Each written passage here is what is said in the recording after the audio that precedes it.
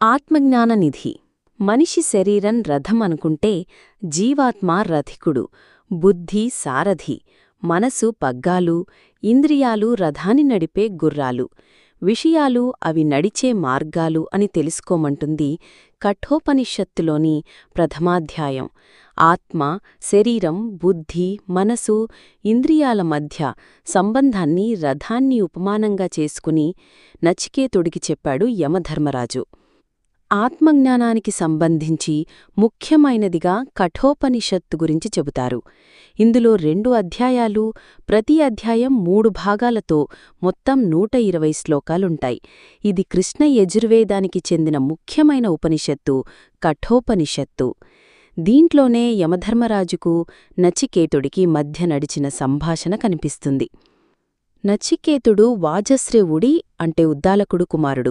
ఒకసారి వాజశ్రేవుడు యజ్ఞం చేసిన అనంతరం ఏమాత్రం పాలివ్వలేని ముసలి గోవులను దానమిస్తాడు. అది చూసిన నచికేతుడు తనను కూడా ఎవరికైనా దానమిస్తే వారికి తాను ఉపయోగపడవచ్చు అని అనుకుంటాడు. తండ్రి దగ్గరికి వెళ్ళి నన్నెవరికిస్తావు అని అడుగుతాడు.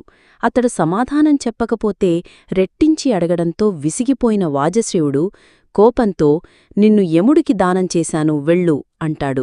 తండ్రి మాట జవదాటని నచికేతుడు యమపురికి వెళ్తాడు. అక్కడ యమధర్మరాజు లేకపోవడంతో ఆయన కోసం 3 రాత్రులు నిరాహారంతో ఎదురుచూస్తాడు. తిరిగి వచ్చిన యమధర్మరాజు తన ఇంటి ముందున్న నచికేతుణ్ణి చూసి 3 రాత్రులు ఉపవాసమున్నాడని తలుసుకుని 3 వరాలు కోరుకోమంటాడు. తండ్రి కోపం తగ్గి తిరిగి తనను ఆదరించాలని మొదటి వరం కోరుతాడు నచికేతుడు.